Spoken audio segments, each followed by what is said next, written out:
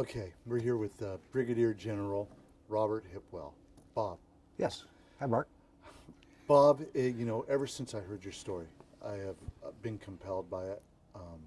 As you know, I have military kids, you have military kids, so we have a connection. Right. And it's been just so compelling to get to know you over the past year. And so what we want to do is just have a nice conversation, hear your story, Okay. hear about your times in service, what happened before you went in the service and what caused you to go in the service, and talk about what you do now.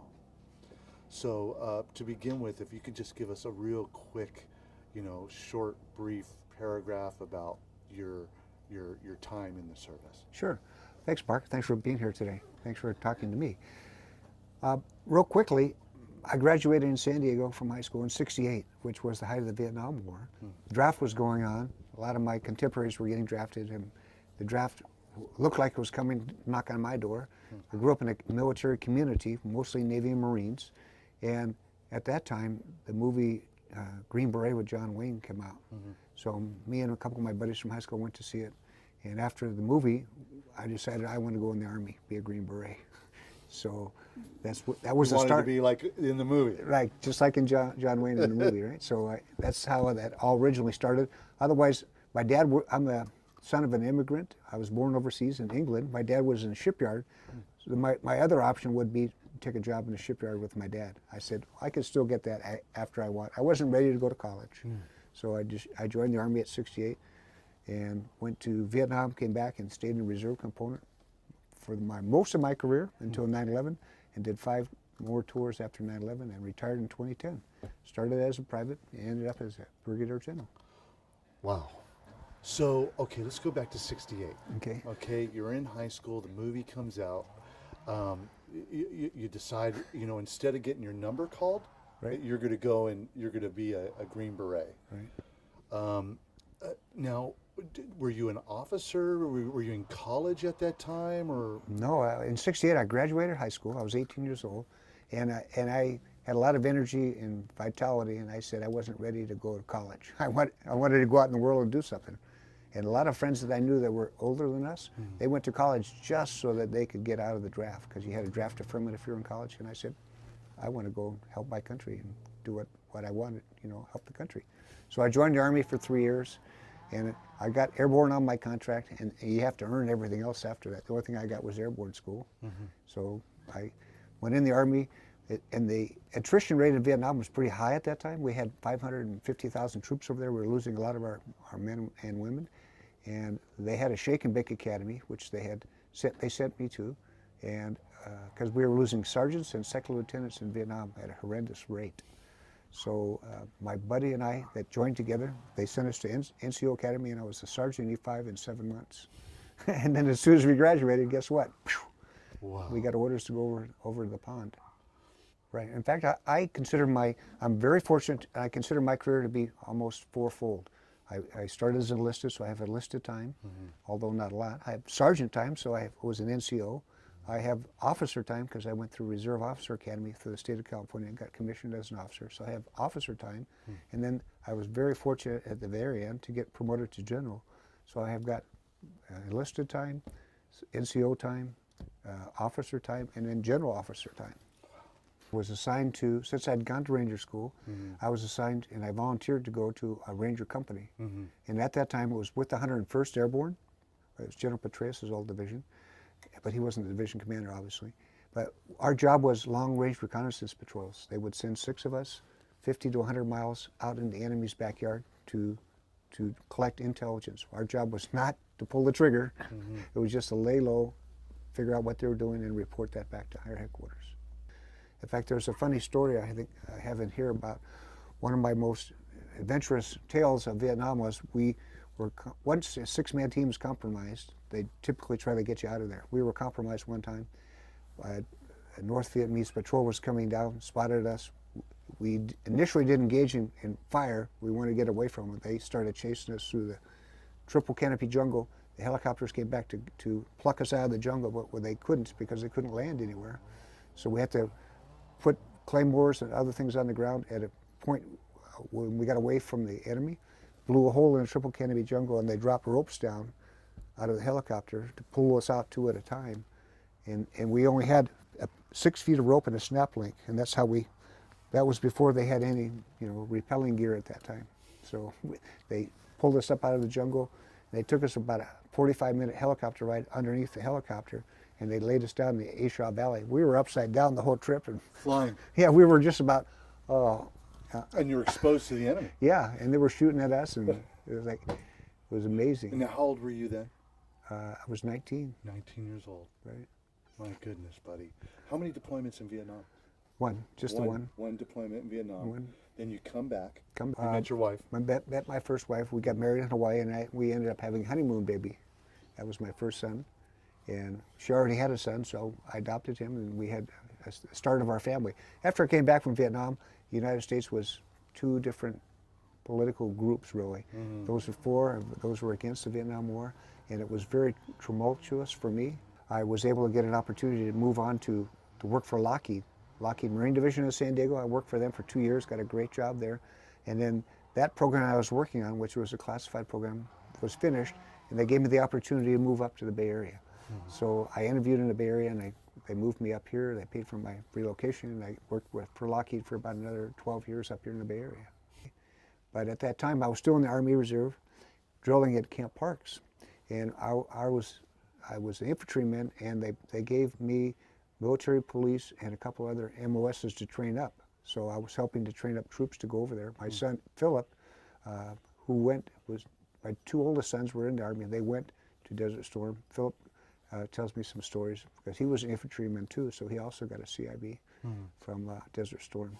In fact, funny story he related to me the other day is about 2 days ago is when they actually kicked off the campaign to go north the first time. Mm-hmm. And they put all the vehicles on low balls, trucks, to haul them like 300-400 miles to Baghdad, to the mark? No, before, they didn't go straight up. They were launched in Kuwait, mm-hmm. but they took all these vehicles, tanks and armored personnel carriers 300 miles west, and they were going to come up from the left, right? So he was saying that on his low ball, he had M113s. His was the first one on this truck, and it was only about 1 inch on either side. They were putting them on 2 abreast. His was the first one on the left, and he got on okay, but the guy that was coming up on the right-hand side didn't make it. His vehicle flipped over, so they said to him, "Hipwell, you got yours up there. You can drive all these other vehicles up there." So he got the job of driver, and he said, "It's pretty harrowing, Dad, because in that vehicle, you can't see over the ride because you have 2 handles. It's like pretty scary." But he made it, and he sat in the desert for like 6 months before they just, before that, they had sitting in the desert for 6 months before they got the green light to go ahead. And a funny story there is when he came back from Desert Storm, he came to church with us in San Jose, and he got a standing ovation, him and a couple other people that come back. And I said to him, "Hey, Phil, this is pretty good. I never got this when I came back from Vietnam." And he said to me, "Dad, that's because you didn't win, and we did." Oh. But how did you respond to that one? Initially, I said, "Oh, man, he has no idea." But on a funny side of that is, later on, when I had my orders to go to Baghdad, I called up Phil. I said, "Hey, Phil, guess what?" He said, "What's up, Dad?" He says, "Guess where I'm going? I'm going to Baghdad." "What are you going there for?" He said, "I'm going to finish the job that you never finished." Oh, my goodness. So he liked to tease you. Yeah, we like to banter back and forth. Well, right after the World Trade Center. Tell me about the World Trade Center. Where were you when that happened? We were in San Jose, still in the same house that we were in for 20 years. And then my wife's sister calls and said, "Hey, you got to watch the news." So we turned the news on right away, and we saw that going down. I go, "Oh, no." My heart just sank. And what is going on? So not long after that, being in the Army Reserve, I had a lot of experiences in operations and things. I was activated and pulled into the Army Reserve headquarters at Fort McPherson, Georgia. So I worked in the TOC there, helped them on a shift. I was doing like night shift and going over to work with the 3rd Army and Force Com Command for the Army Reserve. And then after that, after about 4 months there, they said, "Hey, we need you to go over to Kuwait." And so I went over to Kuwait and worked with them over there. And I was there as Camp Doha built up, and more troops came. And it was so full of troops, it took an hour and a half to get through the chow line to get food because we hadn't gotten the green light to go north yet. But once we got the green light to go north, everybody dispersed. and they went up north. The Marines went up the left, the Army went up the right, and then all the way up to Baghdad. And then you saw Baghdad. Bob said, "There are no Americans in Baghdad." And then they had a tank picture behind them, right? How did you find training the Iraqi police? Were they cordial? Were they receptive? Or did you find it tough? Yeah, we found it tough. My job, I didn't get directly in the training, the one-on-one training. I was helping to orchestrate the training plan, what they went to. And they actually plucked the recruits from Baghdad, and they sent them out in the desert in a private location, trained them there and brought them back. But the funny thing is, once we got them trained up after a training cycle, we would give them a badge and a new Glock. Because Bernie Carrick, I told him, "Bernie, you got to get these guys some guns." He told me one morning, "Hey Bob, I got this resolved. I ordered 50,000 Glocks. We get our first shipment in 30 days, and we'll get 10,000 after that every month." So when the recruits graduated, they got a badge and a brand new Glock, and they went on the beat. But as soon as they got on the beat, the older cops that had never had a Glock said, "Hey, give me that Glock." So it took a while because their tradition is the more senior person, whether he's whatever, he gets to say. So most of the young recruits that coming out of the academy had their Glocks taken away because somebody else wanted to get their weapon. Explain to me when the cards came into effect, when everybody remembers Deca 55? The Deca 55. Yeah, that was it early. Intel decided that these were the most fierce and violent. There were Saddam and Uday and Qusay. In fact, I have some information here to show you. Can you show us that? Yeah, my unit was instrumental in. Well, I was actually in charge of Uday and Qusay's bodies. They gave them to me. We held them in the morgue, and I have some pictures of them here somewhere. But when that was July of '03, we got those Uday and Qusay. They gave me the bodies. Now, Uday and Qusay were Saddam's oldest sons, right? And they were on the Deca 55. They were on the Deca 55. Saddam was number 1, and they were like 2 and 3 or something. Their bodies were given to me, and we kept them in the morgue, and we brought in the Iraqi Governing Council to look at them, to show them that they actually were dead, because they wouldn't probably not believe it. Even with that being said, they decided to put their pictures out on the media, which typically we don't do. The next day, they flew those into Baghdad, the bodies into Baghdad, and they were there with us. However, December the 13th, when we got Saddam, he came to our facility, and he was initially interned in Camp the Al-Fal Palace area, Camp Victory. So he stayed there with us the whole time. So now, Bob, let's back up a little bit. So Uday and Qusay were killed, right? And then now you're hunting for the number 1 card, right? Saddam. Saddam. You get intel that he is hiding in somewhere in Tikrit, some home, right? Right. I was on the briefing side in the headquarters. Okay. In the headquarters with General Sanchez, and then the elements out there that were doing the research, the searching for him, would report back to General Sanchez. Got it. And I was in most of those meetings when they were reporting back to him, when they captured him, and then when they moved him out. So you get intel right. that he's hiding. Right. You send out the troops. They capture him, which I'm sure was a big day. Right. For General Sanchez and you. Right. And your staff. In fact, unlike his 2 sons, which went down in a blaze of glory, right? He decided he could have had a man of his power. He could have had an unlimited amount of bodyguards and people protected him. But he decided no, he didn't want to do that. He wanted to be captured alive and then go through the system. And why do you think he wanted that? That was his thinking. Why, I can't exactly tell you why, but I think he has, because of pride and because of his little bit of arrogance, that he might have thought, hey, I'm the president of this country. They can't do anything to me, more or less. They have to give me a trial, and I'd come out of it okay. There was a prison. Oh, yeah, Abu Ghraib. Abu Ghraib. And you're running that, and essentially it's under my control. Under your control. Right. And Saddam comes back. How do you treat a man like that? I mean, does he go right into solitary? What happened at that Well, time? initially, we had some different plans for Saddam. If we captured him, if he was wounded, if we captured him, if he was dead. And if we captured him, initially, the plan was, and I can't tell you because it was top secret, if they actually occurred, the plan was to take him out of Iraq, put him on an aircraft carrier in the Med, and then interrogate him for a couple of weeks, and then bring him back to Baghdad. But he disappeared for a while, and I don't know exactly where he went. So my guess is he probably was extracted from Iraq, went to the Med, and came back, and we held him in detention. Not at Abu Ghraib, because that's where all the problems were. We had another facility in Baghdad, Camp Cropper, is where we kept him at. And then after that, we moved him to what they call Secret Lake. So he was hidden in a special place in Baghdad where only people that were securing him knew where he was. Was it like a basement? Was it? I mean, describe for us how that might have looked, where a man that was the most wanted criminal, Right. was. What did that look like? Well, in Camp Victory is a huge presidential palace, Mm-hmm. and it was the hunting lodges. There was one main big building, and then they had hunting lodges all around these series of lakes. And one of the hunting lodges, which was a 3-story, more or less, hunting lodge, was bombed by us during the beginning of the war. And about 3/4 of the building was almost demolished, and about 1/4 of the building was still standing and functional. Mm-hmm. So our engineers decided, hey, this part of the building is functional. The rest of it looks like nothing. No one would live there. No one would be there. So we put him in a building that was, for the most part, from the eyes, for looking at it, you would think no one's going to be in there because the building is 3/4 demolished. Right.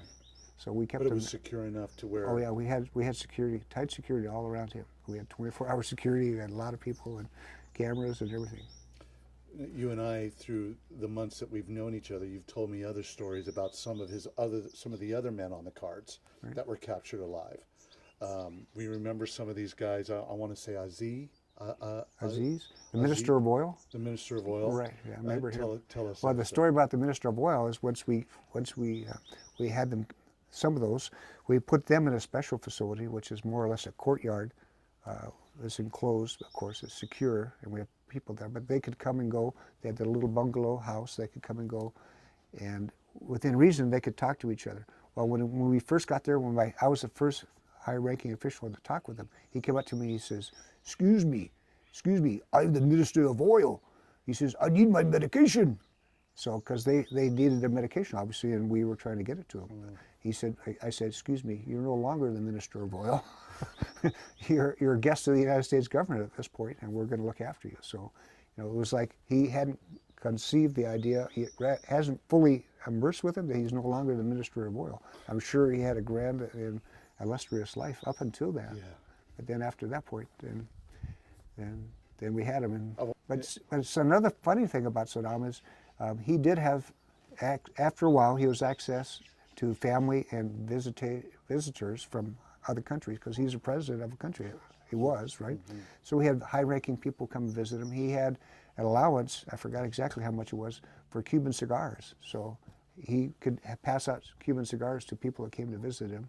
So he would sit and smoke a cigar in a chair and talk with his people that came to visit him and his family. And towards the end, last 6 months or so, Saddam would write poetry every day. And it became popular with our guards to get a poem that Saddam had written. And then we had to stop that because obviously he was just trying to make himself more personable to the guards and stuff. So our guys were giving him haircuts on a regular basis. When he went to trial, we take him to the trial, Iraqi High Tribunal. So our job was to move him from that facility downtown into the green zone he could sit and trial with the Iraqi High Tribunal, and then move him from there back to the location. All right, Bob. Explain to us the Purple Heart. Okay, we were in Afghanistan in Herat City. I was working out of Kabul, and our mission was, at that time, Herat City is on the border of Iran, and it was a big transportation and import center from Iran. Trucks would come in every day, and the provisional governor wasn't loyal to Hamid Karzai or the government at that time, so they decided to remove him and put in a new governor. So our job was to help install the new governor in Herat City. when we did that on September the 11th of 2004, the local governor who was there at the time obviously didn't like that, and him and his people rioted and started fires and throwing hand grenades and things like that. So as we came in to install the new governor, a lot of activity happened in the city of Herat. At one point, the UN compound was attacked by rioters and people trying to get into the UN compound. It was about a 4-story building. We were flying in a helicopter, and it was the only time that I had taken my helmet off. I usually wear body armor and a helmet the whole time, right? So I had taken my helmet off, and I left it at the airport because I thought we were just doing a reconnaissance, flying over to see what was happening. But it just so happens the UN compound started on fire. We're in 2 helicopters, and the general that I'm with, General Moeen, is also in charge of the Afghan National Police as well as all the troops on the ground, Afghan troops. And then I'm in the helicopter with the commander of 3-4 Cav, Mike Mahan, and him and I, we landed the helicopter we couldn't get to the UN compound. It was already on fire. People were on the roof of and we couldn't extract them right away. So they put us on the ground, about 3 blocks. We jumped over some fences. We went down some alleys, and we got to the UN compound, and we directed our resources to come in to extract these people. As that was happening, Mike McMahon, who was the commander of the 3/4 Cav, him and I decided with General Moeen and some Afghan soldiers to go in the streets and try and talk to the people that were rioting and throwing the fire bombs and Try to calm them down. Calm them down, right? Yeah. So both Mike and myself didn't have a helmet on, and after a few minutes that didn't work, and they started pelting us with rocks, and a couple hand grenades went off, and bricks were being thrown in our direction. Mike took a hit first with a big brick in the middle of his head, split his skull open, and I took one on the chin. So my battle story is I didn't get shot, but I got hit with a brick in the face, right? But we both got extracted. It was still combat. Yeah, it was still combat, right? And things were going on all over us. And my troops, I told them they were not, most of the people were local people, right? And there were instigators in the group, and I told my troops not to shoot anyone because you couldn't really tell the difference between a bad guy and a local person. So we didn't engage them with any small arms fire, although we were taking fire from them. But the thing was, we were awarded later, Mike McCann and myself were awarded a Bronze Star with V for the fact that we were able to keep the riot from getting worse, and we didn't kill anybody in the process. We got all the 28 people out from the UN compound by ground convoy. We had enough armored vehicles come in and get them out of there, so they all were successfully extracted from the UN compound. Alive, right? And then later on, General Olson gave myself and some of the pilots that extracted the other people some awards, medals. But the sad part is, I left the country about 6 weeks later. My tour was up in early December, and Mike McMahon, who I was with that day, who also got a Purple Heart, was killed 2 days or so before I was to leave the country. So we both, bottom line, left the country in the same day, but God bless him, he was in a pine box going back for burial, and I was able to go home to my family. So that really struck a note with me, how our servicemen and women sacrifice for our country. And it was kind of a fluke accident. He's a pilot himself because he's flying the 3/4 Cav helicopters. He and this unit was out of Hawaii. They were moving from one location to the other. They contracted air support, private contractor. Him and a couple of his staff officers were flying to a different part of Afghanistan to relocate their headquarters, and the plane crashed into a high mountain in Afghanistan, and they were all killed on board. So it's sad, you know? Very sad.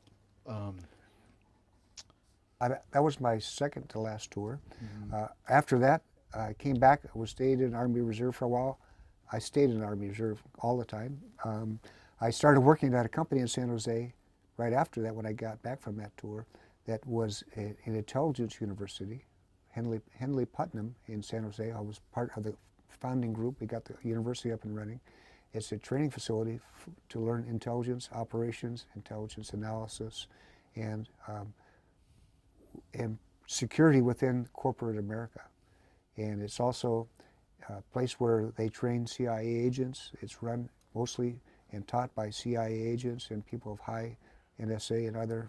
So I was able to help facilitate that organization get started, Henley Putnam. I was very fortunate to be with them. And after about 2 years working with them, I was called up one more time. As I was promoted while I was with them, actually, to general, and I got activated again. My unit was activated to go to Iraq during the siege. Well, General Petraeus was there. As you know, in early '07, he wanted 5 more extra brigades. Those 5 extra brigades, he came in. Most of them came into Baghdad, population of 6 million people, kicked indoors at 2 in the morning and took the most vicious and violent offenders away, put them in Camp Bucca. Well, I ran Camp Bucca, which is in southern Iraq, as a commander there. Well, Camp Bucca at that time had grown to a population of 20,000 detainees. Wow. And it was the 3rd largest forward operating base, or FOB, in Iraq. Baghdad Camp Victory was the biggest, but it was the 3rd largest. What year are we talking about right here? '07. '07. Well, '07 when it started, and we came over in October of '07 and all the way through '08. So early October in the spring is when the surge started, and then we came over in October of '07, my unit and I, 300 MP Brigade out of Inkster, Michigan, and then we stayed until the following end of '08. So that's when we were there. We moved back and forth from Camp Bucca up to Baghdad, and that's where we were holding Saddam. He was gone by then, but the same place where Saddam was up in that area. In fact, an interesting story about Saddam, he had 65 presidential palaces around the country for him and his cronies, right? And they were very luxurious. You know, had gold inlaid ceilings and tapestries and all these gold appliances. He had 65 of these all around the country. And the one that we had taken over near that Baghdad airport, you could look out from the top floor and see 3 more that he was putting in with an eyesight. And they were all for him and his cronies, basically. But the country of 26 million people had 25 hospitals at that time. So he could tell where his emphasis was. It wasn't with the people. It was with him and his people that he wanted to share power with. And a funny story about Saddam was, I was told, I haven't validated this, that he had his dinner, his favorite dinner, prepared to all 65 of those palaces every night at 5 o'clock. So he was very secretive of where he would show up. And he might pop into one of those palaces and spend the night there and then move on to another one. And if he didn't have his dinner ready for him when he got there, you were in trouble. You were in trouble. What was it like for you to come home and try to live a normal life after what you had been through? Well, it's similar to a lot of people that have been deployed in a combat situation. It takes a while to adjust. There's initial adjustment, and then there's long-term adjustment period. When I first got back, I had CNN on all the time because I had buddies over there I knew were over there still. You wanted to know. I wanted to know what's happening with my buddies. Sure. Are they going to be safe? Are they been attacked? Are they coming home? So I was watching CNN all the time and trying to make the transition back into civilian life, which it takes a while, like I was saying. The good thing is when I first came back, they have Army Reserve units. For the first 3 months they come back, when they meet once a month, and they go with their spouses to a place and they talk about it. Do you have any problems?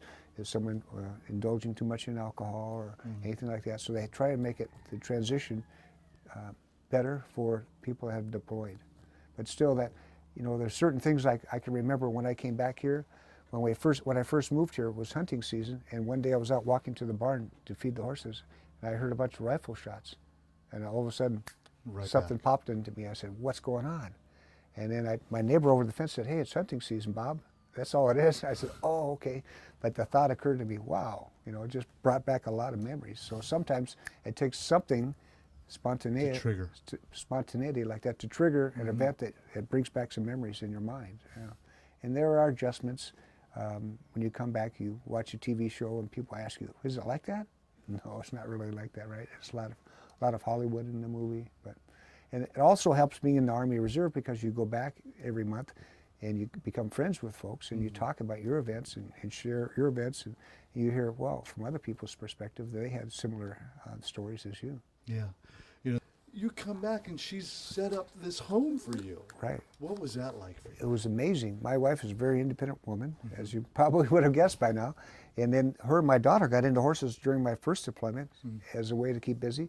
They were working with horses, had 2 horses, and they went up and boarded them and rode them 2 or 3 times a week, which is a long time thing because it takes time away from school and all that. So eventually, my wife found this place, And she told me, I gave her power of attorney. I said, honey, if you want to move in here, that's fine with me. I trust your judgment. So they moved up here, and they moved everything from San Jose in the back of our horse trailer. Took them 3 or 4 trips to move it all. My son at the time, Andrew, who also went in the Army, and my daughter and my wife, they moved everything up in a horse trailer and put it in the house, and here we are. Wow. How do you like Granite Bay? Oh, it's wonderful. It's great. Great to be here. I love being by the lake. The lake and the people here make this place. We have a lot of adventures over at the lake. My wife and I go trail riding with the horses, and I like to ride my mountain bike around the lake. We have a boat which we take the family out and enjoy fun time at the lake when there is water in the lake. And Granite Bay has a wonderful, what we don't miss about the Bay Area is the traffic. So up here, a traffic jam on Douglas Boulevard that lasts like a short time is nothing compared to... It's not Highway 101. Not Highway 101, right. Right, I joined my wife in real estate after I got out of the military. What I said, and I wanted to, is reinvent myself. A lot of people come out of the military and they get government contractor jobs. Well, I didn't want to do that. I wanted to reinvent myself and be fresh. So my wife had already had a successful real estate career, so I joined her in real estate. So she moved her practice from the Bay Area up here, and now we work out of a Roseville office. And I'm also fortunate to be current president of the Veterans Association for Real Estate Professionals, and our passion is to help veterans move down the path of home ownership and live the American dream. You're up there, my friend. Yeah, I mean, once I think brigadier and then general, right? Well, yeah, general is a general office. Brigadier general is a 1-star, so they are generals. So you are General a officer. 1-star general, Right. My Retired. goodness.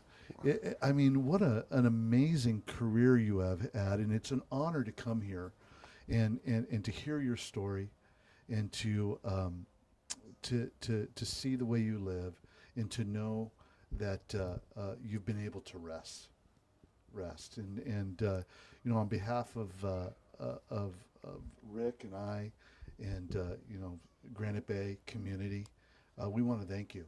We want to thank you for your service, for being a hometown hero. Well, thanks, Mark. For being the man that you are and raising a great family and being here in Granite Bay in this great community. Thank you so much, sir. And now we know that when people see you, they could put a name to that and go, hey, that's the guy that was in that story. Right. Because we want that. We want people to know. So we can connect better with each other, right? Connect who you are and say, man, I remember reading about him. Because I know that you guys hate being called this. A lot of servicemen hate being called heroes. But to us, you are. So thank you. Thank you, my friend. Thank you.